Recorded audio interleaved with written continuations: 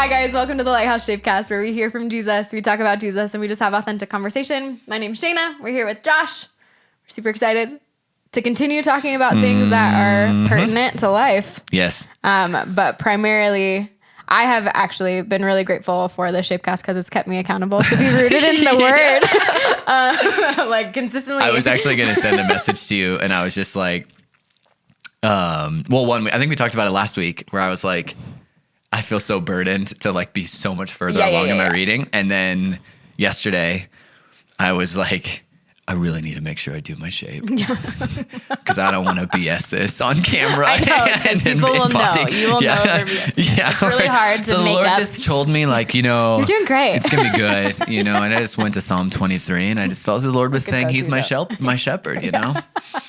Like, okay, it's fine. No, but we are glad that you guys continue to hang out with us and check in. And again, we hope that this is also holding you accountable to hanging out with Jesus and spending time in the Word. That's like our ultimate goal, is that we would see a ripple effect in our church of people just being shaped by Scripture and just shaped by time with Jesus. We heard that you can't buy shape journals right now. Yeah, good old Amazon. They're doing what they can, and that's okay. Essentials, but this I feel like isn't essential. But here's what I'm just saying. You might not like that I'm saying this, but I don't care.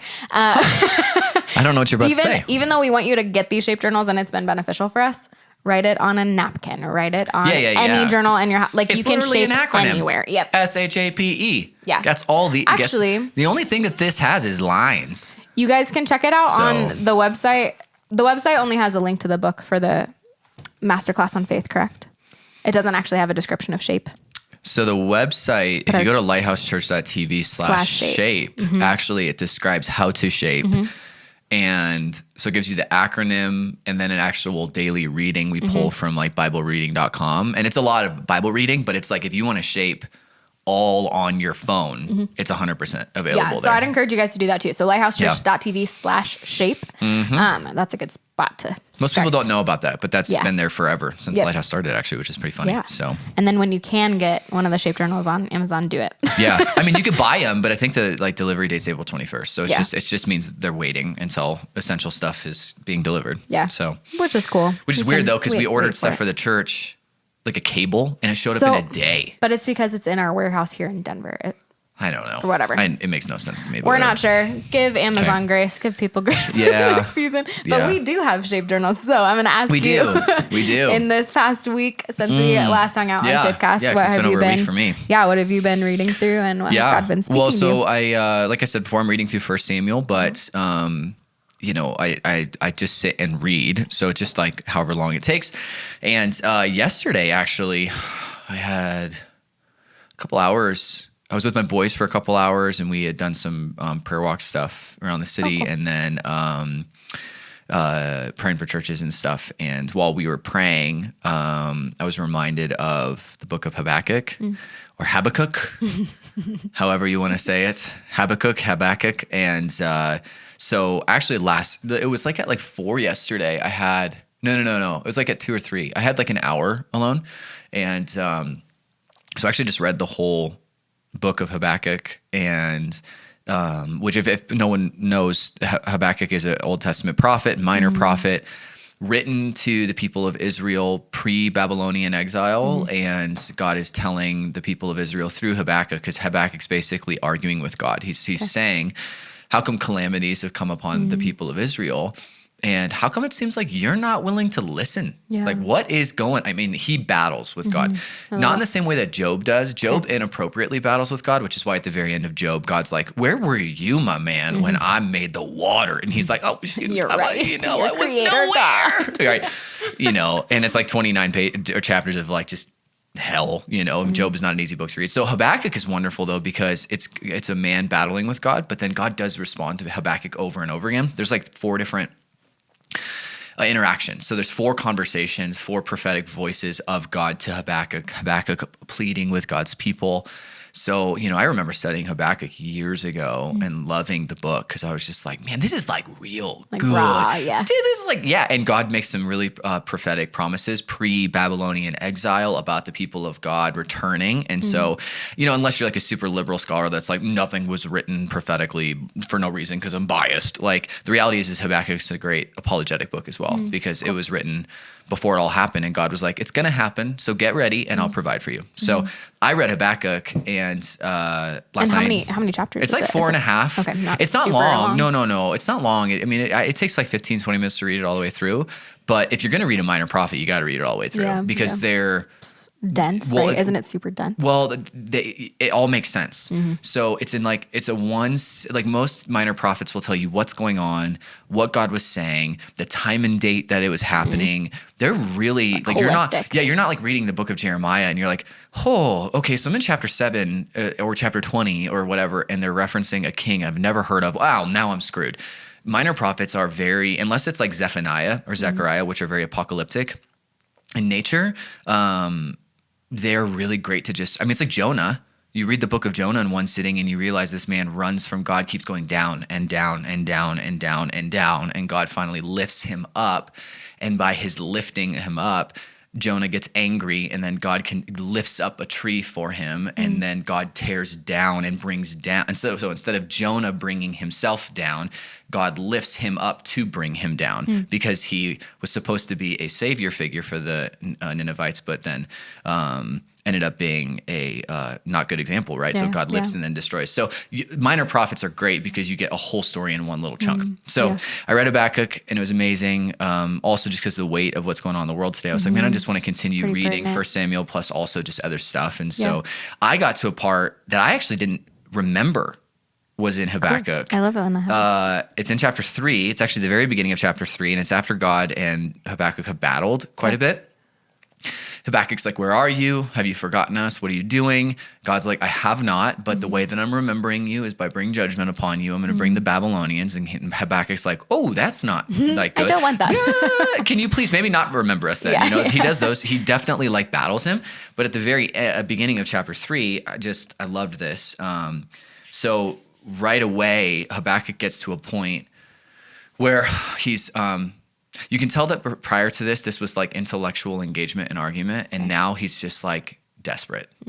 He has gotten to a point where he realizes that there isn't a right like way to approach God anymore, and he can't like just be the advocate for Israel. He literally just needs to cry out to him. And so in the very beginning of chapter 3, and I wrote this in my Shape journal, this is what he says to God. It's like his final like please something. And he says, Lord, I have heard of your fame. I stand in awe of your deeds, which is very interesting because God's deeds have been judgment. But he's saying, I have heard of your fame, which is an Old Testament way of basically saying, I know of the Exodus. I know of Joshua. I know of the battles that have been won. I'm reminding myself of those things. And so I stand in awe of your deeds, O Lord. And so he keeps on saying Lord, which is the word for Yahweh.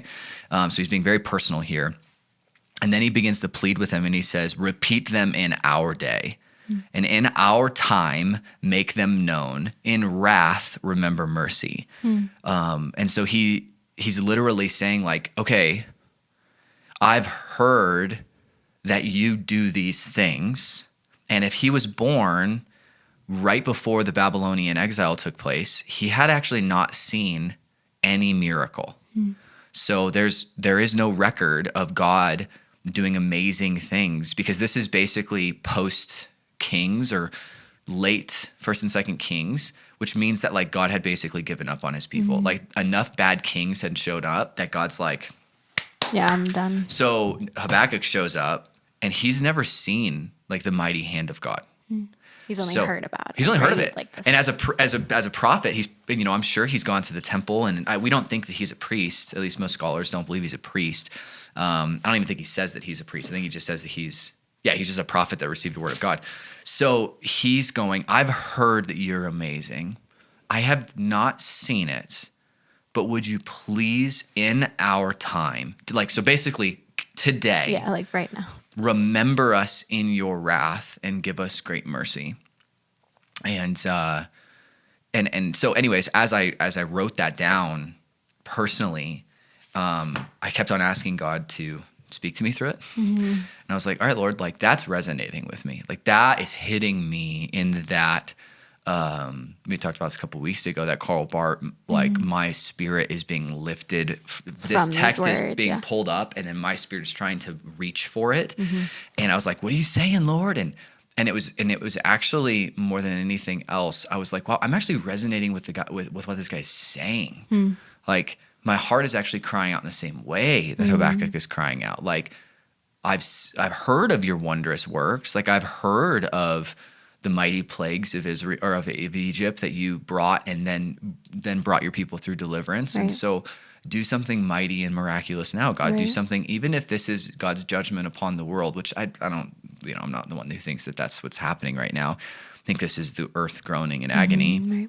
Right. But I think all of those things are, my heart resonated with what was being said. And so I ended up just basically writing my own version of it. And actually, I'm on the wrong page. I don't even know why I'm on that page. And as I was writing, so I was kind of writing my own, like, I've heard of your fame, Jesus. I've heard of your character, and I've heard of all these things. Or actually, I was saying God because I was trying to be like very Old Testament-y, which is kind of funny. I was like, God, Lord, things like that. At the very end, while I was writing out my own prayer, like make them known to me, make them remind me of these things, I was sitting there like right at the very end, and I was like, holy freaking crap. Like, this is why the gospel is so important. Like, it's embarrassing. Like, as a pastor, I'm like, oh, I'm always supposed to preach the gospel. Preach the gospel to yourself. And I say it to our church all the time. Yeah. But in the middle of yesterday, feeling the way that I was, and then reading this passage, going like, yeah, I feel that. Yeah, make yourself known and do this in our day. Like, the only thing, like the only word that came to my mind at the very end of writing my psalm, feeling like vindicated by what I was saying, was the word Jesus. And I was just like, oh, shoot. Yeah. Like, what am I doing? Like, remember... Like, I want to like look back on the day of when you did this mighty work, and it's like, it happened. Yeah. Habakkuk was asking for the deliverance of his people, and it happened on the cross. And in all of Acts is the pointing backwards and forwards of what the world will look like. And so there was like a weird Jesus simply just reminding me of his name, and he's like, hello, homie. Like, there isn't any, I don't need to like literally show you anything else except for this one thing. Yeah. And I was like, so humbling. I was like, oh shoot, dude. Like, how could I have like read the Old Testament, felt so vindicated by what was saying, and then yet somehow, some way totally forget the climax of the story, which is Jesus. Like, I just don't understand how that could have happened. Right. So that was like, that was pretty soul crushing for me, like in a really good way. And yeah, totally. Because I was not prepared to just have God say like, gospel. And I was like, hey, Josh. Oh my gosh. Like, that is, and then I get to go, there is the evidence for that. There is the provability of that. There is that, like, and I was just like, what am I doing? Yeah. Like, so that was really good. Yeah. Well, and I love the gentleness of God in that, because even over the past few times that we've heard what you've been hearing from God, like, he's allowed you to just wrestle. Like, he's allowed you to be in spaces where he hasn't been like, hey, and remember my gospel right now. Like, that he's been gentle in the timing to give you that. But that reminds me of the first time that I ever felt like I was in like this desert season. You hear Christians talk about the desert season. Like, I was the wilderness. And it was like totally spiritual and not circumstantial whatsoever. And I was in college, so what does that even mean? It's so hard. But I have to walk to the cafe for my manna.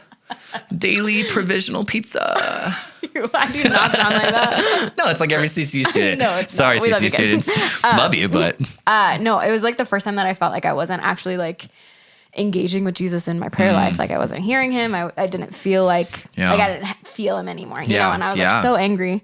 And it was several months of me just kind of pissed for the most part. And like, there were seasons where I'm like, well, I don't want to read your word if you're not going to come meet me in it. And like, no, whatever. You got a little attitude with Jesus. I was like, okay. But then I ended up God of the universe. Like, oh, geez. God's just sitting there just like stepping back in though. And I remember it was not this big momentous moment where God was like, I will bring you all the emotions you want. But it was a reminder of literally any time I speak to you, like, if I only died for you and rose from the grave, that is literally all that we need. which is so totally. It is so beautiful and yet so hard. Yeah. And I just remember him saying, like, when I do speak to you, or when I do provide miracles, or when I do show up, it's an additional outpouring of grace that is not required of me, but I will do it anyways. And it just kind of shifted. We like expect or presume upon God a lot. God did not have to promise the gospel, but he did not have to promise the implications of the gospel. Mm-hmm. So he could have just delivered his people. Right. But instead he also chose to promise the Spirit of God. Mm-hmm. A new life and redemption. The kingdom of God. He could, like, those were all additional, like, add-ons. Mm-hmm. And it's like, when we presume on the promises of God, it's really convicting, to say the least. Do you feel like he still allowed you to... Like, it wasn't convicting in the sense that it was silencing your original pleas, right? Do you feel that silenced what you're longing for? Or do you feel you can hold those in tandem? No, I held them in tandem. I mean, so, like, I don't... so honestly, what happened was I spent yesterday... So yesterday was Sunday, so whenever this gets actually posted, and I spent the day... I do not want to watch Lighthouse services. Mm-hmm. Like, I have no desire to watch myself. Like, weird. And I'm also playing drums, so I'm like, drummer's pretty great, And I'm like, no, I don't want to do that. But I also know that and I actually wrote a post on this on Facebook, which I don't really often like just write posts. Like, I'm always sharing stuff on the church, and that's it. But I wrote, like, if I watch another church, all I'm gonna do is compete and wonder if I'm gonna match their whatever.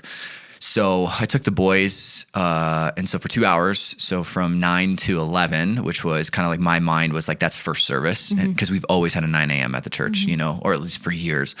So the boys and I drove to every church in a 1 mile radius, and we pulled into every single parking lot, and we prayed for every single church. And so the boys, I'm like already emotionally, like, not knowing that I'm overwhelmed, but feeling overwhelmed. And so, like, I'm like, I don't want to be here. I don't want to be watching myself. Like, I don't want to be in a room with people watching me. That's even more weird, how weirdly strange is that? Like, oh, great job, Pastor Josh. And I'm like, I'm in the room, but I'm not there. So, so we're in the parking lot, and first church we go to, Ezekiel says, Daddy, how come no one's here? And I said, well, buddy, it's because of the virus, and people are scared and people are hurt. And he said, but there's nobody, but the church is empty. And I said, well, we should pray that the church is full. Mm-hmm. And I said, how many people should we pray for to come to this church? And we were at like a Latino church just down the road. And we like did not start at Lighthouse, because all they would have wanted to have done is like play in the playground. Yeah. So Ezekiel was like, we should pray for... And I think he got this number from a Disney movie he's been watching recently, but he said 60 lots. 60 lots. So, like, he was trying to say a lot of something, and then but he knows the word he knows the number 60 because he's seen it quite a bit. So he said, we should pray for 60 lots. And then Asher said 70 trillion. Nice. Yes, Asher. Faith. And then they had like one more number that they said, and it was hard for me to hold back emotionally, because like my boys were just throwing out the dumbest numbers. And this church probably sits 25 people in their sanctuary. And then, we drove around the corner, and they saw a playground at this church, but it was empty. And I said, well, how many kids should we pray for? And they said 1411. And which they're just putting numbers together. Yeah. So for 2 hours we would drive around. We'd all hold hands, we'd say a number, and then we'd pray for that church. And the more and more we went to different churches, the more their numbers got more insane. And the more that like I started, like, there was definitely like I need to be somewhere right now, because I'm about to explode. And so when I went into my room, it was like at 3, I think, because Brianne took the boys to a skate park that day to go like rollerblade or so, they were insane. And I sat down, and I read Habakkuk, read that, oh Lord, I've heard of your deeds, when are you going to do this? And I started thinking back over all of the numbers my boys threw out and what we prayed, and it's only happened like probably 5 times in my entire life. Like, I uncontrollably wept, like literally couldn't breathe. Like, I wasn't angry. I was just Just kind of overcome with emotion. Well, I love this city. I love Denver. I've had visions of God where I've seen the cross coming from heaven and coming on the city. And I've actually, this is when I was in college, and I would see this cross coming from heaven itself, falling into the city. And I would cry out in my prayers in these visions, and I'd say, God, please do not destroy the city. And then all of a sudden I'd see the cross perfectly fit in the midst of the city and then emanate like throughout the city. And so like, for my whole life, I've loved this city, and I love the churches in this city. And to see every single church we drove up to, Catholic, Pentecostal, Apostolic, Lighthouse, non-denominational, whatever, every single church empty, it was like the most heartbreaking thing I've ever seen in my entire life. Like, I know that that's insane. Like, I've seen death, I've seen a lot of things, but there was something that like it hurt, and it was so sad. And oh my gosh, dude, it was like, so I just wept and wept and wept. And I played a song by Seacoast Worship called Lament, and I just kept playing it over and over and over again, because it was just like, singing the blessing right now, like your children and your children's and their, and I was like, no, I don't want to sing that. So getting to Habakkuk, after reading that, and then after weeping, coming back to it, and then just Jesus being like, because I came back to the text, and that's when Jesus really spoke to me. It was almost like he let me just like, he let me be Mary and Martha, like for real. He literally let me pound on his chest, yell at him. And I wasn't even yelling at him. I was just like, I was just so hurt and so sad. And at the end, like, I was like, okay, like, wow, I like needed to just get that out. And then went back to my journal, and I was like, all right, Lord. And then he was just like, Jesus, bro. And I was just like, yeah. So for me, it was very much just I needed to get everything out, feel every emotion, not hide any of it. I love that. And then allow Jesus to just say his name and remind me of him. That was it. So it was very refreshing. And again, that's only happened like 5 times in my whole life. Like, and I mean, I can pinpoint every single time. Like, and then the other moments were not moments in sorrow. They were just like, I was reading a passage of scripture and just got wrecked by it. And like for an hour, couldn't, like that, like that, like that stuff. Yeah. So that was, That's cool though. You know, like, I mean, heavy and emotional, but also really cool. I love too that simply all that God had to say was speak the name of Jesus, like the power. We sing songs about that. Right, we pray about that. Like the name of Jesus has so much power, but wrapped up in the name of Jesus is the fact that he has died and has actually proven his power and his goodness to his people in ways that maybe we're not asking for right now, but should be sufficient when we look back. And absolutely. Well, I mean, he is sufficient. It's just so much easier to say that when everything else feels really nice. Absolutely. It's really hard to be a pastor who loves people, and to see every single church in the city of Denver had no parking or no cars in the parking lot. I mean, some of them were doing like live recordings, so they had like 3 cars.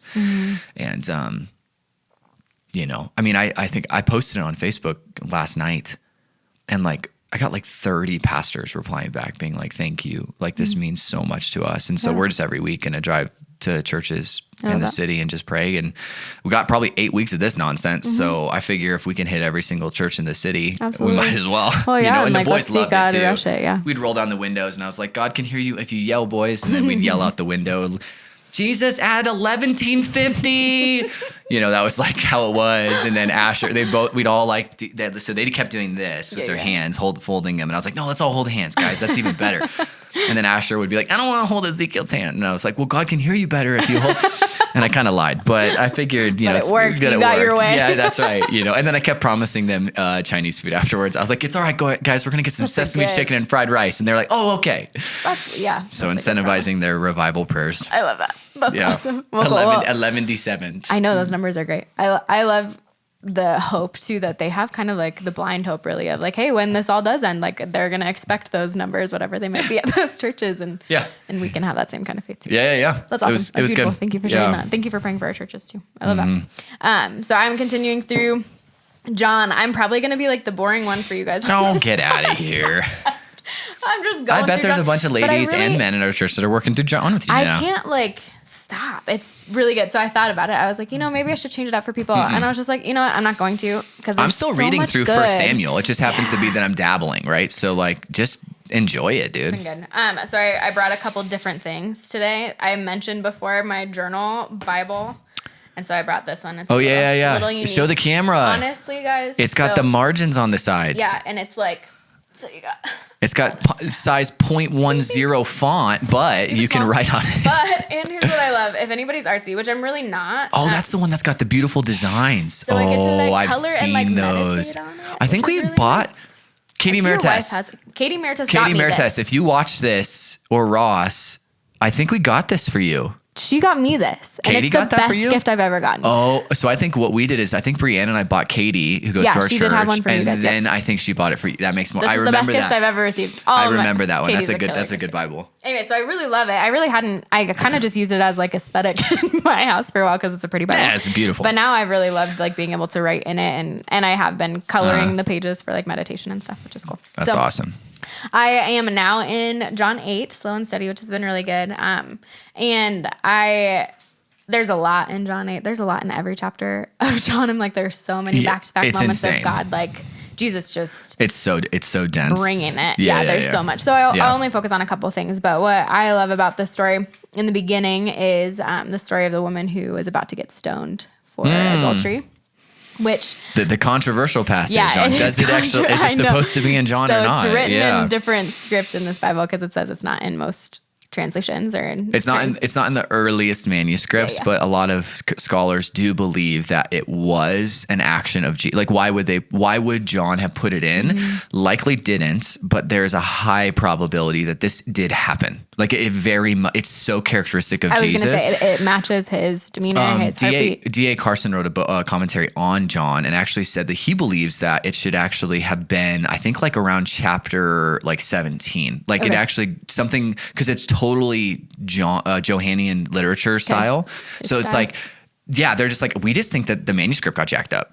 So, so it's not really non-scripture. At least we don't believe it is. So. Right. Well, and I thought it was interesting. So I kind of like took that with a grain of salt. I love that story. So it's this beautiful story of Jesus, this woman being surrounded by so many people about to stone her for adultery. And Jesus where's the man in that freaking story? The man? Like her man? No, the man she's committing adultery with. Yeah, it's illegal for him to do it too, by the way. But she's the only one getting reprimanded. What's up with that? Yeah, freaking chauvinistic Pharisee punks, dude. Thanks, John. God, where is he? Where's the dude bro in this situation? Standards. I hate them. That's why Jesus freaking draws that line, man. Dude. Yeah, so it's the story of Jesus like coming up to this woman. Yeah. He writes in the sand, which is a unique piece that I don't have a lot of clarity on. But no one does, by the way. Everybody's like, what would he have written? Yeah. No one knows. But what I love is he challenges the people around her and says, like, if you who do not have sin, you can cast the first stone. And slowly and surely, like, I was picturing this as I was reading, like, they just like, one person had to be the bold person to say, oh, I'm human and I'm going to drop this stone and I'm going to walk away. But like that it was a progression. It wasn't an immediate thing. They like one at a time started to drop these stones and disseminate. And Jesus comes up to her and says, like, I don't condemn the religious elite had to have acknowledge that they are broken, sinful people. If they didn't walk away, everybody would have said that they're liars. Right. But if they did walk away, they're sinners. What a wonderful conundrum. Good old I freaking Jesus. love Jesus, bro. He's like, okay, I'll give you two choices. What I loved is that he could have really left it at that. Like, okay, everybody left and he could have walked away, but he went up to the woman and said, hey, nobody condemns you anymore, nor do I. Go away and sin no more. And that's really important. Oh, so important. So God frees her of condemnation, but then says, hey, there's also a new life that I have for you, a life without sin, which I love that it was a part of chapter 8 because moving forward in that chapter. Well, that whole story is the gospel too. Jesus standing before a destructive power that wants to condemn you for the actions that you have willfully partaken in. And he says to that destructive power, Satan, he goes like, if you actually think you have the power, try. Yeah. And then Satan goes, I don't. And then he walks up to the woman and basically he's like, I just saved you. So please continue to live rightly, as if I saved you, right? I mean, it's the gospel. It's totally the gospel. It's beautiful. Yeah. And it's personal and I love it. And then moving forward, he talks about, there's all these different parallels that he draws, or more so, not even parallels, dichotomies that he starts talking about. So he talks about him being the light of the world, that he's bringing in light, and that people who walk in him will no longer walk in darkness. And then he talks about truth, how it sets people free. So from like being slaves to free people. Does he say, I am the truth? At the end, he uses I am. Because there's a lot of I am statements in that section, At the very last verses, he says, very truly I tell you, Jesus answered, before Abraham was born, I am. Dude. At this, they picked up stones of course, because that's blasphemy, him. Bro. Yeah, you can't say that unless it's true. Then it's fine. But Jesus hid himself slipping away from the temple grounds. So like it starts with all these people trying to stone this woman. He saves her and speaks to her and challenges her and grows her and loves her well. And then talks about all these components of his character, that he brings light into dark places, that he brings truth, that he sets people free, and that they're free indeed when they know the Son. Like these like deep cries that we have, like of and just then he truth throws of Jesus. down. And then he's like, and by the way, I am before the God that you ego I me, which is I am who I am. And he's saying, it's like he's quoting what God said to Moses at the burning bush, and he's saying, by the way, I am that, and I also have been before that, which means that I was the Spirit hovering over the deep. I was the one who, whoa. And then they want to stone him. Yeah, of course they do. This is really weird. Like, because a man just said that he is Yahweh in the flesh, the God who cannot be spoken. The name that cannot be spoken is now standing before us. That's a lie. It's an appropriate response from a Pharisee. Totally. Like, I would have been that person. Yeah. Like, how dare you say that you're right. God? I know. If freak. we like put that in our, like if someone were to show up at a church, we would be like, go. Sunday. You need to go to some weird place down in Idaho, and you just bring your weirdos with you. Like, that's, you freak. Like, that's what people would have thought. Like, everybody blames the Pharisees. And yeah. I think, which is really good for us to just remember the realistic components of it. But everything in between was just this really beautiful outline. And I brought my bullet journal with me too. I tend to like doodle certain scriptures that I really love. And the one about Jesus being the light of the world is really big. And specifically in my time in this chapter, the Lord was just showing me these like stark contrasts of like this woman who was condemned was then comforted, that we are once in darkness, and then he brings us into the light from death to life, slave to free, and like just these really beautiful things, which was really sweet in and of itself. And then I tried to take time to just sit with the Lord and ask for more of a personal application for that. I was like, okay, God, these are great truths. These are good reminders to me. Like, you are all those things. You do all those things for people. But what does that look like in my life right now? And a lot of times I get an image of like, there's books written out there about it too, and how my heart, in my mind, there are like several rooms in my heart. Yeah. It's kind of like a house image. What's that book? Mansions of the Heart. Yeah, it's a wonderful book. Beautiful book. Well, it's just a good word picture. Like, it helps. It helps in a lot of ways, because then different rooms are different things that I'm working on with the Lord at certain times, or different circumstances in my life or whatever. And so Jesus reminded me, like, in all these dichotomies that he brings life and light into. He was like, hey, I've turned on the light in these specific rooms that you've been really afraid for me to turn the light on. And I've cleared out all your accusers. They're not in there anymore. Like, it's just you and me. And the light is on, and I'm not going anywhere. Like, I'm not ashamed of what's in there for you. Like, we're now gonna do what he did with the woman, where he says, now go forward and sin no more. Like, now we're gonna sit together and we're gonna look through these things. Which is it was just really good, because I feel like the past couple of weeks I've been sitting with God on these really good grounding truths that have been uplifting and encouraging and good. And then Jesus was like, and hey, Shayna, we're going to wrestle with some things now. Like, now that you believe those things again, that you're reminded of those things again, I've turned the light on here. So like, sit in the light with me, be free of these things. Which is, it's good. So that'll be I did an imaginative prayer exercise on that once with mansions and rooms. It was very interesting. A lot of what you were saying. So it was like probably like 7 or 8 years ago, but, I remember being like, Jesus, like, I don't want to go into that room. There's some scary people in there. There's some scary thoughts. There's accusers, like the very same language you just used. And it, like, if I read my journal again, it just caused me to weep. But there was one room in particular I was really afraid to go in my heart. Like there was one area that I was like, I just don't want Jesus, because I had assumed that the people in that room in my heart were, you know, like parents or you know, my old sins like being revealed. And I was like, I don't want to walk in there. Like the accuser is there, brokenness is there. And he turns the light on in the vision I had of him, and I saw myself there, and he was like, why are you the accuser? And I was just like, ooh, that's good. Literally, I saw it. So it was I was in a room. It was like, I always like think of like medieval stuff. So I literally, mine's very modern. Oh, really? Mine like is straight up like, it's so like, it's like 1400s. That's like hilarious. there's like Jesus has a candle and he's like he's like, come with me. And he like lights the, you know, and I saw this massive like kingly bed. And I was like, the accuser's in there. And I walked in and I just saw like an angry version of me sitting on a bed. And I was just like, dude, like, and he was like, who else is accusing you besides you? And I was just like, dude, that's good. Like that sucked. That was one of those like gospel moments again, where it's like, I am so afraid of what everybody else, or what I think everybody else is saying, or what my, you know, that, you know, all these inadequacies or whatnot. And it's like, I'm the one who's telling myself all of those things. So anyways, that was very interesting that you used that language as you were saying that. I was like, this is like freaky from like when I was like 23 years old. So well, about the same. Yeah. That's yeah. No, it was really good. And then right after I was doing this time with the Lord, I had a counseling session. I was able to bring that in. I was like, all right, Lord, you're using this. Bring it right into counseling. Let's do it. That's awesome. But it's been sweet. So I'm excited and probably, if I'm being honest, nervous for the next like few weeks of just really wrestling with some deeper things with the Lord. Like he's grown my awareness, and now he's going to be the redemption and reworking pieces a little bit more messy sometimes. So yeah, I mean, you're held accountable for what you know now, right? So like, okay. So, I mean, it's like the woman caught in adultery.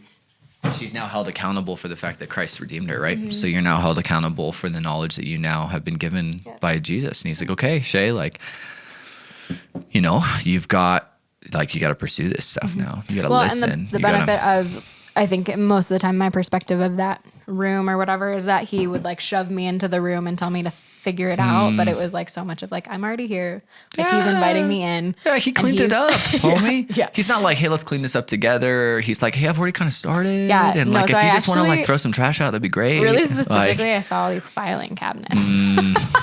And he had already organized all the files, and he's like, we're going to start with this filing cabinet, this anxiety. Right? And he was like, and we're going to sit through those things. Thank you, Jesus. Yeah, I was like, okay, Appreciate great. it. We'll get there tomorrow. Yeah. You know, I'm not really ready for that drawer yet. Yeah. We start with the easier one called I'm I'm hopeful. Loved. Yeah. It's a good drawer. I'm hopeful. I'm expectant. I feel like the Lord will do sweet things in that. So that's where I'm at. I wanted to specifically talk to you today about the concept of miracles. I think right now in the world that we're living in, there's a lot of charge and challenge, a beautiful charge and challenge to be praying for miracles, to be praying, even kind of like Habakkuk, to say like, hey, I know what you can do, God, and I want to see that happen right now. Right. I know that you can do mighty things that don't make sense in my brain. Yeah. And I really want to make sure that the people that are asking for those miracles and stepping into that have a robust understanding of what that means, how the character of God plays into that. But before we really venture down that road, I think it's also essential for us to talk about how there's kind of this underlying question of science and spirituality and how those things, most people think they conflict, but how they can actually coincide and how that can lead us into a deeper understanding of what miracles are, how magnificent they actually are. Totally. So I know you have a heartbeat for speaking on that. So if you kind of start with your concept of how science and spirituality really help to frame for us what miracles actually are and what they look like in our lives. Totally. Yeah. So, I mean, this also is really coming from, I think, some questions we also receive from people, which is great in our church, asking this question. Yeah. You know, I think one of the interesting dynamics when it comes to Christianity and spirituality is that ever since, it was like the last 100 years or so, people have like really begun to be convinced that there's like a war between the two disciplines of science, the pursuit of an epistemological pursuit of what can be tested and proved or unproven, And then there is the longing for an existential experience in reality, which is spirituality. Now, when you get into like Christianity, there are truth claims, historical claims, there are scientific claims. So all of those like kind of wrap in on themselves. But what's interesting is that in the last 100 years or so, there's really become this kind of like war on the two. So there's been a false dichotomy that's been presented where science and faith or science and spirituality are no longer really, they can't live in the same room. And then therefore, because of that thought, it naturally progresses that if they can't live in the same room, then we have to somehow dissect our spiritual life from the real world. And then when the real world and our spiritual life intersect, i.e. miracles, which is, we'll get into a definition of miracles, people start losing their minds because now they've created a false dichotomy. And now they've created two different worlds that there's not supposed to be a bridge between the two of them in most people's minds. And yet every once in a great while, something happens that makes those two seem to have to interact with each other more. So what happens is you have a lot of people that say, I'm not really sure I have good answers to things. And so they literally allow the false dichotomy to live, which is you have very, very smart people who choose to be smart in science and smart in spirituality and then don't let them intersect. Then you have people that are very smart in one field and believe that the other field is not appropriate. So like you have the Bible-thumping fundamentalists that say science is against Christianity, believe the Bible or else you're going to hell. And so they're going, the science is the war. And then you have the scientists who believe in what I'd call, so you have fundamentalism, which, and that's not like the appropriate term. Fundamentalism actually is just like we want to get back to the fundamentals of evangelical theology, but fundamentalists have really There's created a connotation with it now. Oh, they've created their own. It's the same way that evangelicalism is now politicized. Fundamentalism is now like anti-intellectualism, anti-science, anti a lot of different things, and that's honestly their own fault. Like categorically, I'm a fundamentalist, and yet I'm not that. So I choose to just not, participate in that language. But so they fight against science. And then the other side of it, you have scientists and philosophers and people on the more or less atheist side that are fighting against, spirituality. And so they think that it's completely against their belief system. And then you have the fundamentalists who believe it's against their belief system. And you have people that fight on both sides. And then you have all these people caught in the crosshairs. And the people caught in the crosshairs often just say, I don't have the capacity. I'm not going to think about it because, to be honest with you, I love when I worship Jesus on a Sunday and I feel feels and it's wonderful and I love good preaching and I like to pray and then this other science stuff I'm just not really sure I'm smart enough for. So, I'm just going to kind of live in the gray, but it's like not good gray. Right. Like it's it's not foundation. Yeah, because like Lighthouse, we're like live in the gray. But this is like live in the. There's still realities. I think that's called living in the laziness. It's just like I'm not going to engage, and it's like, whoa, that's not good. Like that's not going to help you when your life falls apart and like there isn't a good answer because you haven't looked for any good answers. So, anyways, so when you approach spirituality in general, you have to realize that Christianity and any world religion, but obviously we're talking about Christianity. The claims of Christianity cannot be adequately assessed by scientific endeavors. So the world that we now live in right now is that if something can't be proven, then people think that that it's like it's not real. Like, well, if you can't prove to me that God's real, and you're like, well, I kind of can't do that. Oh, well, then I'm not going to believe. And it's like, whoa, hold on. So you're saying that the only thing that is worth it or provable. So there's a ton of apologists now that have come out and basically said that's called scientism, which is a belief that if something cannot be tested with the scientific method and we have empirical data that can be tested over and over and over, because that's the whole purpose of the scientific method, is you need to create a system that, given the exact parameters, if done the exact same way, the outcome is the same or not the same. And that which means that something that is a theory or a hypothesis doesn't move to the next level of theory. And so if you can't test it, it's irrelevant in the scientific method. That is so true. Like in the scientific world, if something cannot be tested or has not been tested, then it should be looked upon with doubt. And doubt does not mean I'm just going to be a doubter. It means I'm not even 51% persuaded that this is possible because the implications of your hypothesis have not been fully, evaluated. Yeah. When it comes to spirituality, the problem is that because we've isolated and because we've created these wars, we then assume, well, certain things of Christianity can't be tested. And from a Christian perspective, that means it's just spiritual. You just got to have faith. That's a bunch of baloney. And then on the science side, they say, well, there is no ability to believe because you're giving me questions or answers that can't be tested. Therefore, and this is usually the response, you believe in the God of the gaps theory, which means if there's not an answer, your default assumption, I'm being an atheist speaking to a Christian, they'll say, well, your default answer is always to assume that if there is a gap in the evidence, the gap is God.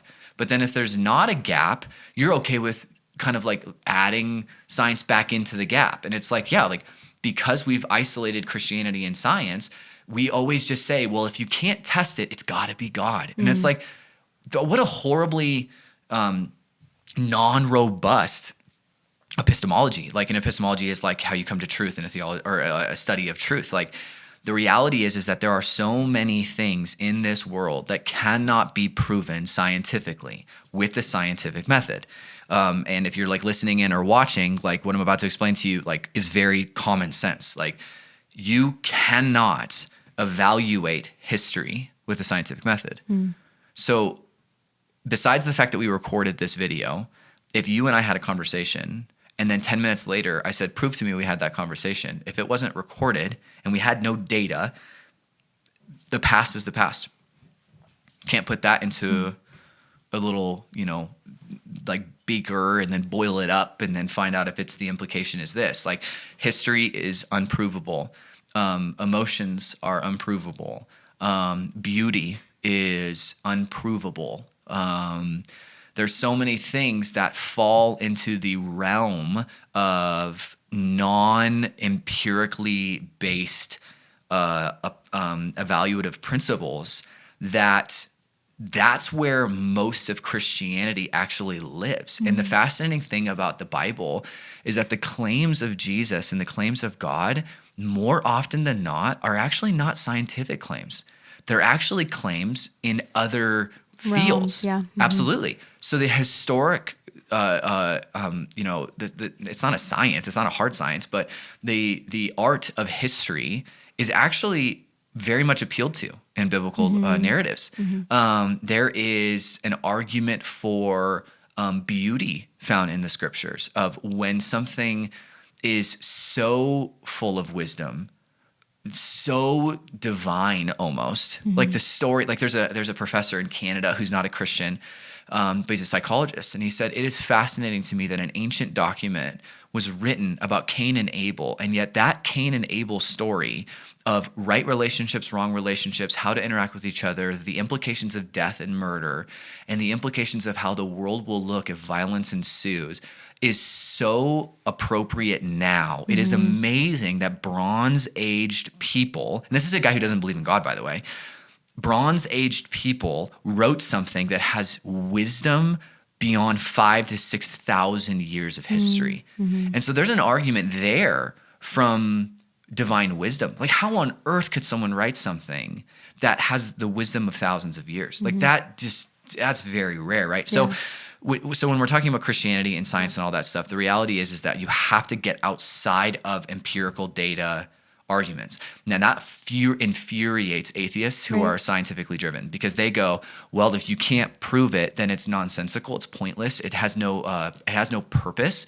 And they're absolutely right when it comes to it has no purpose in the realm of science. Beauty does not have a purpose in the scientific method, but it's not meant to have purpose in the scientific method. Like that's like, who cares? Right. Like, why does it matter that something can't be tested? And it's like, well, the reason why they call it scientism is because these people, these atheist apologists and other people like them have become so infatuated with their hard science views, whether they're geologists or astrophysicists or whatever, they have literally capitulated themselves into a worldview that is actually stronger than any religious view, which is basically, this is my God. Yeah, if I can prove it, it is right. And you're just like, man, like I cannot comprehend how you like actually live that out on a regular basis. Like what, like there's not, you can't even, with that data, you can't even describe adequately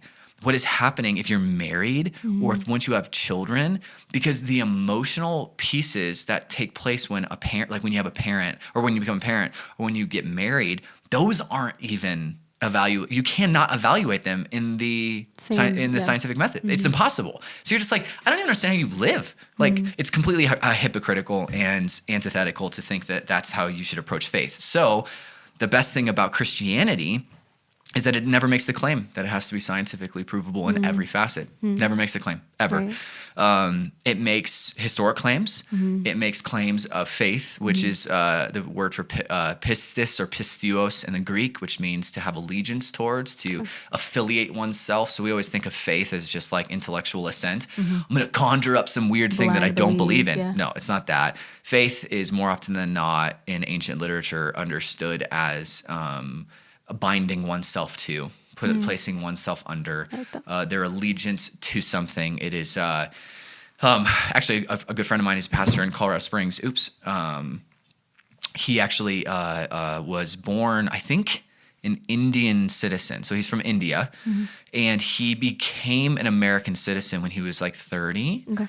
And they actually, when they go through the process of becoming an American citizen, you have to go through a process of renouncing your allegiance and faith in your previous citizenship. So you have to like right-hand it, and then I think you have to put your left hand like on the Constitution or something like that. And you actually have to say, I renounce what the country allegiance and faith and allegiance I used to have, and I now place all of who I am and my allegiance and my citizenship under the right and reigning rule of, and then it's like the Constitution and the president and things like that. Wow. And so it's like we'd use that language all the time, and yet for some weird reason in the Christian faith, we have said faith is intellectual dissent, which is like totally not biblically appropriate at all. So when you think about faith and what the Bible actually really demands of us when it comes to belief, it is historical.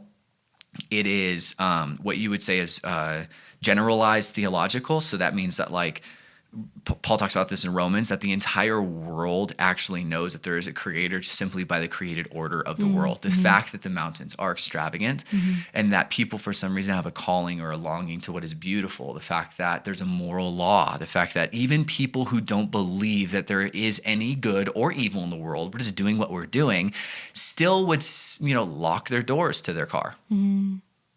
They still will buy an alarm system for their house. And you're like, well, why would you do that? And they're like, well, I want to be safe. Well, what is safe? To not be harmed. But why does it matter if someone harms you? Well, I don't want to be harmed, but why? And they're like, well, because that's not good for me. And it's like, you can't use that word, good. You're not allowed to use that word. It is not beneficial to my procreated ability. Interesting. So why are you still locking your house? Because you think there is good and evil.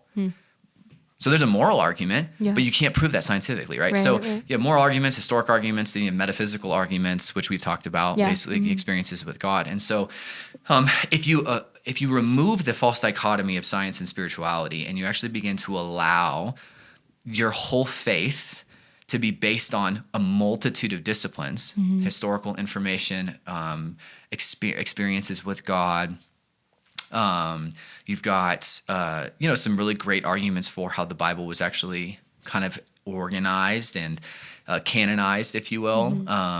And you add some scientific data to that. There is scientific data out there that at least helps us assume that there is some sort of divine being. I mean, if you go big and then small, the universe was created, and some scientists would say that's not true. The problem with those scientists is that they can't prove that the universe wasn't created. It's not provable. Right. There is no scientific data, and there never will be, because we can't look that far back into the past. Right. All we know is that it seems in every single way that the universe began. Well, there has to be something that created the beginning. Right. So there's, so you have God, creation, you have, or at least an omnipotent mathematic equation.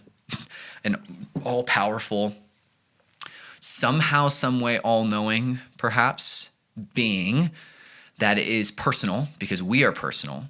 So a non-personal entity cannot create a personal entity. That's a logical fallacy. So a robot cannot make, so an artificially intelligent entity cannot make naturally intelligent. Right. Does that make sense? Yep. So a non-intelligent being could not create humans that have the intelligent ability to think about a God. So he has to, so this being has to be intelligent, has to be personal, Relational, has to be relational, does not have to be good, not from a cosmological standpoint. There's a lot of turmoil in the cosmos. We do not get goodness or rightness or beauty from a cosmological argument, because stars have collapsed and planets have been destroyed, and the archaeological evidence for dinosaurs is very negative. And so you have to go to a religious worldview to answer issues of goodness. Good and evil. That's right. So then you have to go, we're going big, and now we're kind of narrowing in, because you got fine-tuning arguments for the existence of the universe. And any scientist who says they believe in the multiverse theory is literally telling them, they're basically telling you that there's multiple universes out there and ours is not unique. The problem is that is infinitely impossible to prove, because our universe is so big, ever expanding. We will never know what is beyond our universe, which therefore means that we will never be able to prove if there's another universe, which therefore means that it is improvable. So they're actually just they're just it's circular reasoning, and it's a fallacy. It's wrong. So you go big and then you go small. Well, then you get to the point where what religions do we have in the world, and which religions best adequately or most adequately give us answers to what the world looks like currently, and which ones are intellectually satisfying, emotionally satisfying, historically satisfying, potentially scientifically satisfying. Components. And that's right. And so you have to begin to narrow down, and you usually get to the big three, which is, or the big four. You have like Judaism, Christianity, kind of one in one. They kind of like blend, kind of sort of, and especially if you're a Messianic Jew, absolutely. And then you have Islam, and then you have Buddhism. And so all three of those major big three try to answer every one of those questions. Right. They try to answer the personality of God question, the right and wrongness of God question, and then the created order and purpose of the world answer or question. And as a Christian myself, someone who became a Christian later in life, those other religions are just not intellectually sufficient. Yeah, they're not satisfying. So I've told my wife this a lot. Like, the reason behind why this is how my brain works epistemologically. Like, everything has to be like weighed. And so like right now, like, I'm decently convinced that Christianity is the best answer that we have. And I believe it is more convincing than there is no God, because that actually is a pretty persuasive argument. There being no God can be very persuading. If you go at every single thing with a biased perspective, saying, well, if there is no answer, eventually we will find an answer, and we will eventually, and you're like, man, you're banking a lot on, there's an old philosopher named Pascal who created a thing called the Pascal's wager. And he basically said, like, you can wager your eternity on believing there is a God or not, but the wager it's an all-in wager. What are you going to wager, right? So you have the big three, and if you get to Christianity, most Christians who are well thought would say that within the Christian realm, we feel like we have the best answers, and we feel like when there aren't answers, the things that we cannot answer are not debilitating to our faith.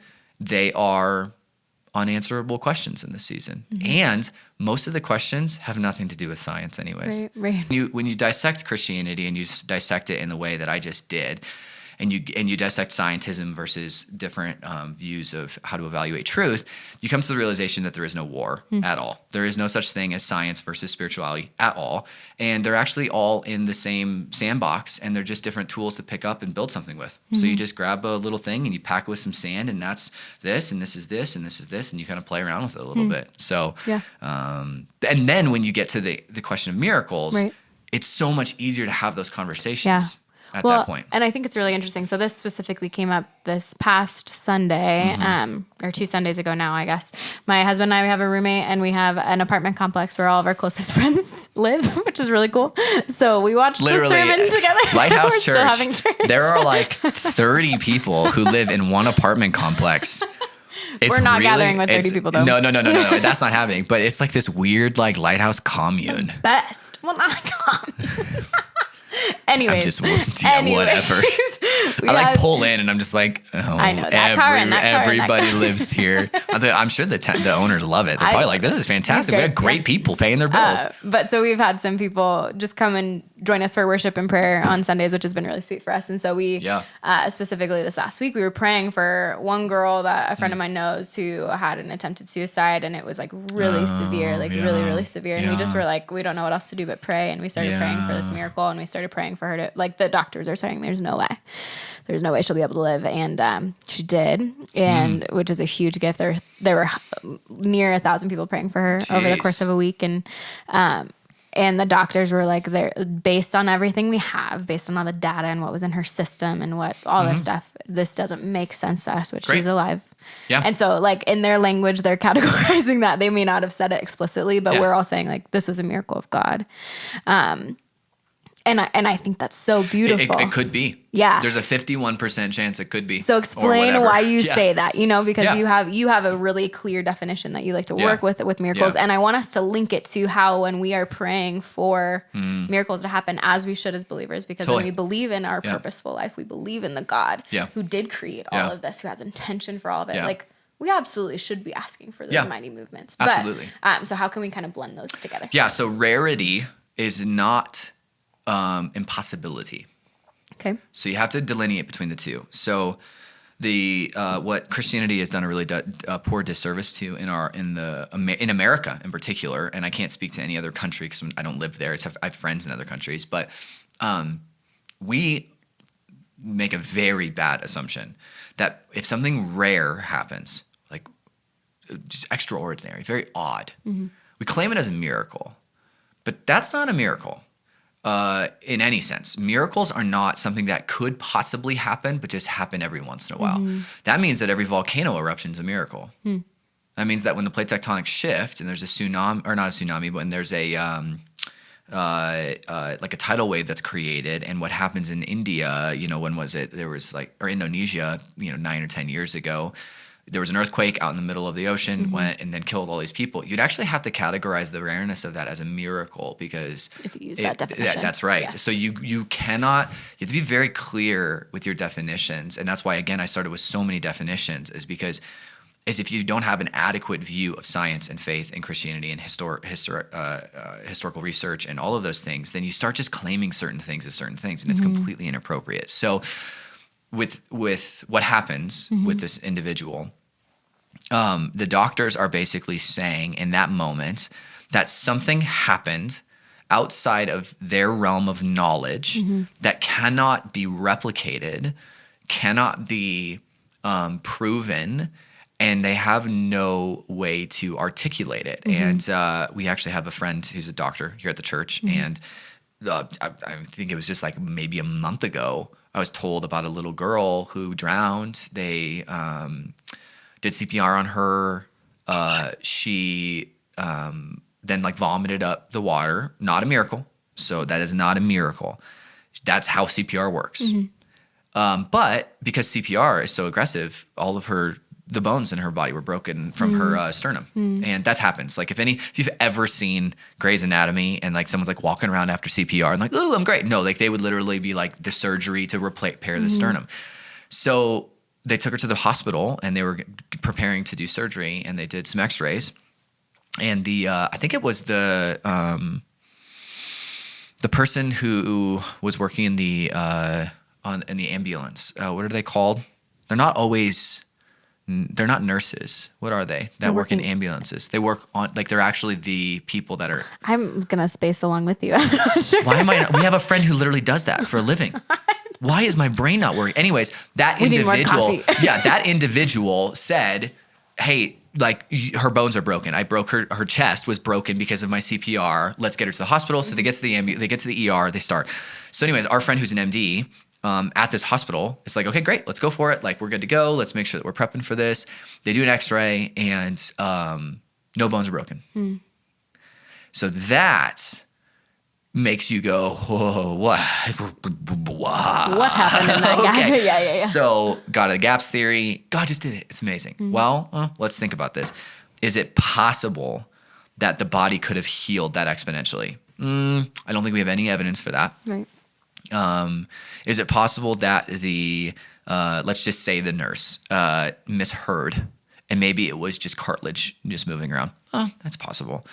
Or is there a decent probability that if there's a God and that God is a creator and that God is omnipotent and all-knowing and all-powerful and good and moral and right and loves children and, you're just weaning it all down to Jesus, is it therefore in the realm of a probability or at least possibility that God could have intervened? From a Christian's perspective, yes, that is our worldview. God can choose to enter into the natural created world and do something that would not happen unless he divinely intervened. Now, that is my definition of a miracle. God directly intervening into the natural constants and laws of our universe, and in a individually authoritative moment in time chooses to pause a law, to do something above what a law is allowed to do or a body is capable of, what red and white blood cells are able to accomplish. And he can twist, move, tinker. That in the Christian worldview is allowed, which means that there is a decent probability that something that is medically near impossible, if not impossible, when those things happen, we can have some decent confidence that God perhaps did something categorically miraculous. So the best analogy that I've tried to explain this to a lot of people in a lot of different ways, but the thing that seems to make the most sense to most people is, so I'll use an example. So I always say, the world is like a fish tank. Like our world is a fish tank. There is, and if you've ever owned a fish, if you've ever owned a big fish tank, because usually small fish tanks aren't really like helpful for this analogy. So think of the big square ones, right? Okay. There's a lot of water, a lot of fish. There's definitely like some like little houses and like goofy little things that we think the fish like, right? So they're all in there. That is a self-contained ecosystem that has its own laws. Like it actually has regulative laws that are different than what is outside of it. Like the buoyancy of the things inside of it are different because water is there. And there's limitations to where that world can go. So think about our world. The way that God works is this is our world. He created it and this is it. But every once in a great while, as a fish owner, you can reach your hand into the world and grab a home and move that home, or take that fish, scoop it out, clean the water, put the fish back in the water, change the temperature gauge. And from the perspective of what is supposed to be normative, that is an interruption into what is norm. And yet, it is not categorically wrong or impossible for me as the fish owner to reach in and move. Right. And I do it as I choose. And it doesn't mean now that because I've made water in that fish tank at 93 degrees, it doesn't mean that I'm not allowed to change it to 92. I'm allowed to do whatever I want. Yeah, there's a creator component. That's right. Yeah, when you talk about a miracle, God is for some reason choosing and not choosing to reach into the fish tank and to do something. And that is categorically a miracle. Yeah. Something that should not have taken place took place because of God. Well, and I think when we specify it that much, it makes miraculous encounters or moments all the more It's actually something powerful. To be celebrated instead of something to be like, well, me. Right, questioning. Was that God? Or maybe they just maybe they just mixed up their pills and they actually didn't take all those really bad ones. Maybe they only took like placebos, and it's just like, oh, no. They definitely were like 2 seconds away from death. There was nothing else that, they were calling in the person to declare death. Doctor was ready to roll, and then boom. Yep. Yeah. This happened. Yeah. And so those moments are, again, not proofs. You cannot prove Christianity. Even Paul, when he's writing about the death and resurrection of Jesus Christ, has to appeal to historical information. He has to, like in 1 Corinthians 15, he says, like, man, all of 500 people saw Jesus resurrected, and these people and this people and this happened. And if he had not risen from the grave, we would be the greatest ones to be pitied and fooled upon, and we are the greatest fools of all. And yet in Romans, he says that the Jews thought it was foolishness, and the Greeks thought it was idiotic. And there's a component where, like, even the greatest amount of proof is still not quite fully adequate. Because there's a component of probability. And even doubting Thomas, who wasn't doubting, he was all of us. Yeah. Every single one. Hey, buddy, Jesus is risen from the grave. Ow. Yeah, shut your mouth, Peter. Let me see his hands, and then I'll believe. And it's like, absolutely, you are so right to think that way, bro. I would have said the exact same thing. Until I see his hands and his feet, and I see him floating around like a freaking Dragon Ball Z character, I am not going to believe that this Jesus, our Jesus, is real. So the probability then goes from it is less probable that God did something, and then when something like that happens, it kind of like goes over. You're like it's like the barometer of probability goes to 51%. Yeah, and you're like, oh, and so the thing that Christians really struggle with a lot, especially with miracles, is we all make this weird assumption that unless we're 100% confident it was a miracle, then it may have not been a miracle. And it's like, where are you getting that from? Right. If you're 51% confident, and you're being intellectually honest with yourself, if you are 51% confident that God did something, then that's the type of confidence that the Bible talks about. That's the type of allegiance and faith. It is a trust. And if there's something that gives you 90% confidence, bolsters your faith even more. Yeah, roll with it. Yeah. So that's awesome. Well, and I think really where I want to gauge that is if we're saying, okay, God definitely does have the ability, the capacity. He is the creator God. He enters in, and we can see throughout Scripture. Yep. We can also see. I mean, you've referenced a book that this guy Miracles. wrote. By Craig Keener. Yeah, it's insane. With a scientific perspective, correct? Oh, or absolutely. like an analytical perspective of all these moments of nature miracles, medical miracles, pastoral miracles when people prayed over people. Craig Keener wrote this incredible, it's like a 1,200-page book. It's huge. I've read from it, like literally on a Sunday, just like 20 pages of it, just reading it. Yeah, people have documented these things. Yep, absolutely. So with that kind of faith and reality, when we're facing situations as drastic as the one that we're in, how do you feel like Christians should be responding? Like, how should we be praying for the miraculous hand of God, and how do we deal with whether we see that or not? Because we're really stepping into a season where I feel like people are like, okay, we are finally realizing that we don't have power on our own for something like this, but we do believe in a creator God, and so we want to pray for those things. So should we be? And what happens if we don't see those miraculous? Yeah, it's a weird one. Happen? So from a pastoral perspective, I have found, and also someone who has a social psychology background, I've actually found the response to COVID very strange. Okay. So not inappropriate. I think that definitely the United States could have handled things quicker, more effectively, had better spokespersons for certain things. Some of our governors, you're just like, bro, you're not the person to talk about this. Let's get someone else in here that's not a fearmonger, or let's get someone who's like articulating facts well. Actually really appreciative of the doctor that's been kind of the spokesperson for the White House. Very smart man. Really appreciate him a lot. But I think that's what's interesting to me is what's happening right now is making people so hungry for God to work a miracle because of what you'd call in the social psychology world a proximity effect. Okay. So our nearness to what is a perceptive trigger causes us to be anxious, which then therefore causes Christians to want God to act and move, right? So you can see this in any minority culture when let's use the example of the African-American culture in America. So use African-American explicitly. When the Ferguson stuff took place in St. Louis, it was near to them because they have grown up with the reality that most of my friends who are Black and predominantly African American, not just Black. I have friends from Africa, but they're not African American. There's a different component there.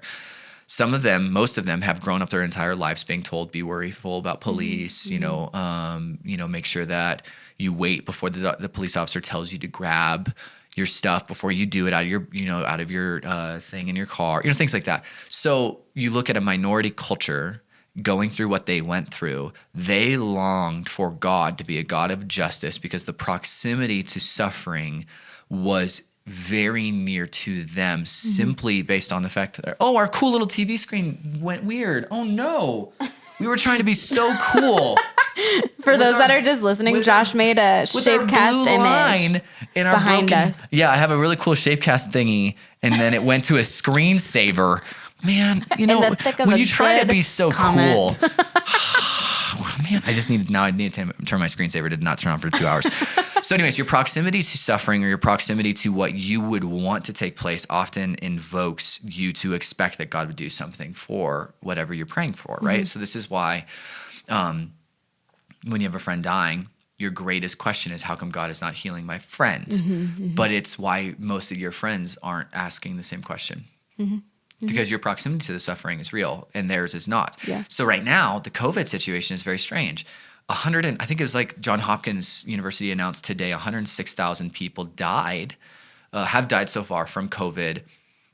Most of them because they have extra issues going on with their bodies. Nonetheless, 106,000 people have died. But what is so fascinating is that last year, more children died from diarrhea.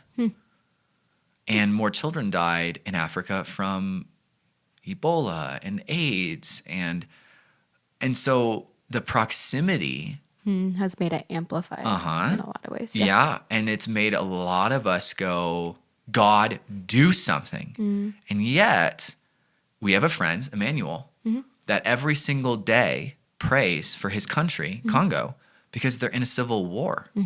And he's praying that God would cease a war because over the course of the last 25 years in his country, more people have died there because of the civil war than because of COVID. Right. So his proximity to suffering is causing him to cry out to God in a very specific way. So as someone social psychology background and then also a pastor, I have found it interesting that my own personal longings have gone towards God stop this virus. God fix this problem miraculously. But then I'm like in the same breath researching other viruses, other illnesses, and other major contributors to death in our world. And I am not crying out against cancer the way that I am about COVID. We have an individual in our church who's suffering from cancer right now.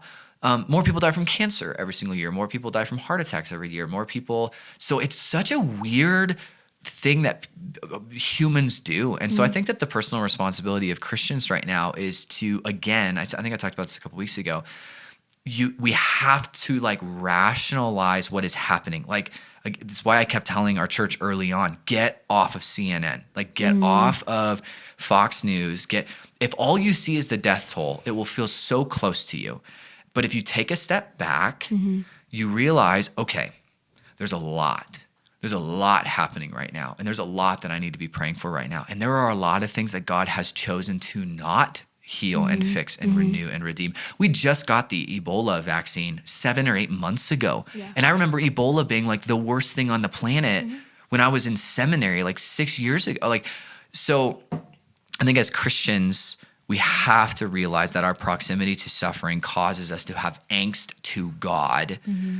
Because of proximity, God is near to the brokenhearted. So his proximity to us is also very near in our suffering. And yet we cannot forget the reality of where the world is currently at. Yeah. COVID is not the world ender that we actually are all acting as if. Like right now we're doing the exact appropriate measures that need to be done. People need to be safe. People need to be smart. We need to isolate. We need to quarantine. We need to do this because it could be very deadly, and it is very deadly. But in the same breath, there's going to be a year from now, and it's all going to be probably back to normal. And the number that we'll see of deaths will not be anywhere near the number of deaths of a lot of other viruses and a lot of other sicknesses and a lot of other wars and horrific things. I mean, malnourishment kills more families than COVID does. Yeah, yeah. And the Bill Gates Foundation has done an incredible job at fighting that and tried to give, in Africa, trying to give countries different vaccines and stuff like that. But I mean, so the right Christian response is to cry out to Jesus and cry out to God in the midst of it and ask for a miracle. But then we also have to realize what we are actually asking for. And then we have to ask ourselves, do we ask for this all the time? And if we don't, then we have to do some self-evaluation. Yeah. No, that reminds me of the shooting that happened in Vegas a while back. Yeah. And that was like the first proximity to a really big massacre for me. Yes. And I was so shocked by my emotional response. I wasn't physically there, but I was like, man. And I remember praying a lot. We had a prayer meeting, all these things. Yep. And then I was really convicted afterwards of like, yes, I've prayed for scenarios before that I've faced massacre. But it really convicted me to continue to pray just as passionately or attempt just as passionately. And so even I think right now, like my challenge for us as believers is to absolutely still lean into praying for miraculous things, to ask for God to move, because we are close to the situation. It is affecting families. It is affecting people. We want Jesus to kill the virus. Yeah, absolutely. Absolutely we do.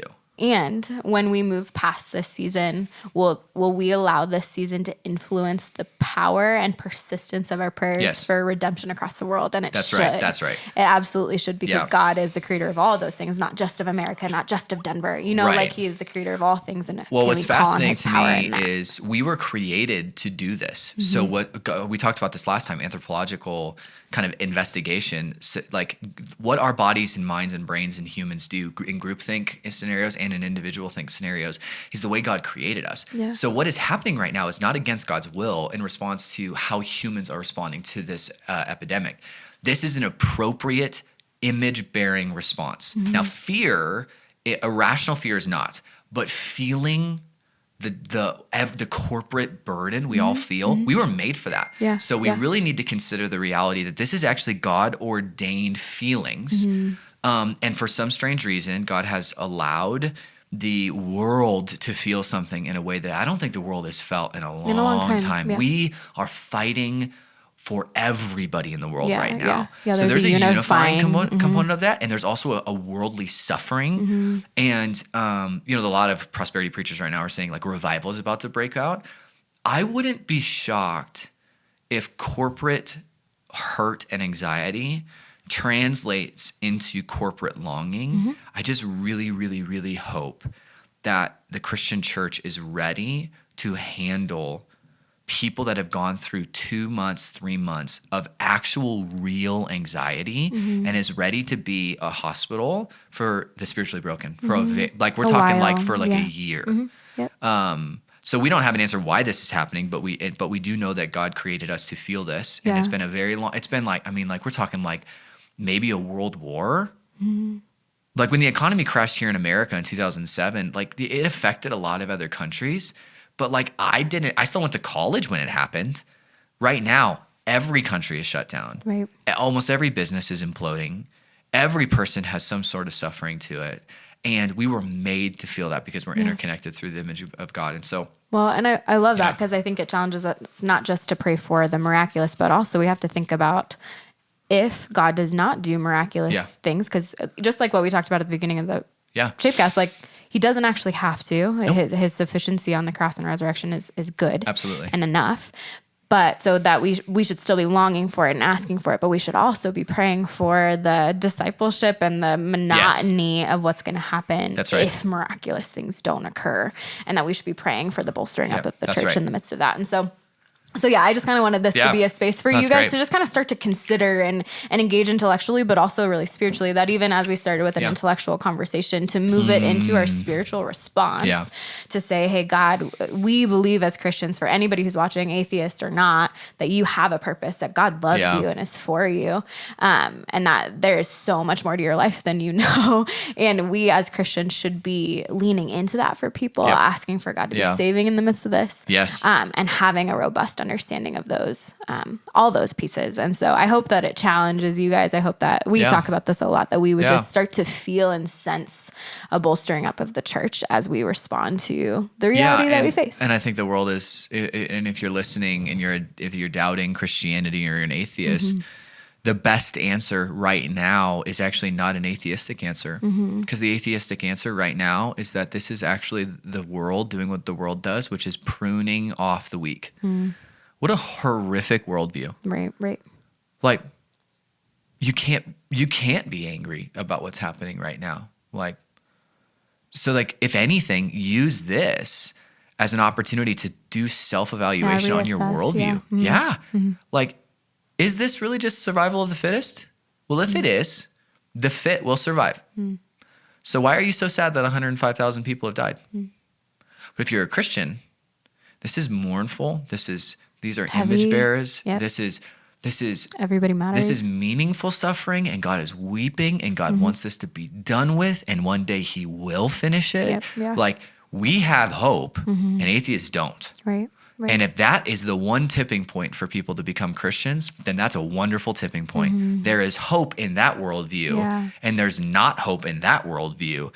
Well, everything inside of me longs for hope. Therefore, I'm going towards that one. And that in of itself could be something that leads someone to the cross. Yeah, which would be sweet. We want that. We're praying for that in my little neighborhood of people in our apartment. We're praying for people to be saved, and Jesus is due sweet 50 things. trillion or whatever 11B40 11B40 50 lots 60 lots, whatever the language was. Well, and I love that you did that too, Josh. I also want to challenge, like, you guys are bored and in your house, go on a drive and pray for neighborhoods, pray for cities. Like, there is absolute power in prayer because we have an all creator God that's listening.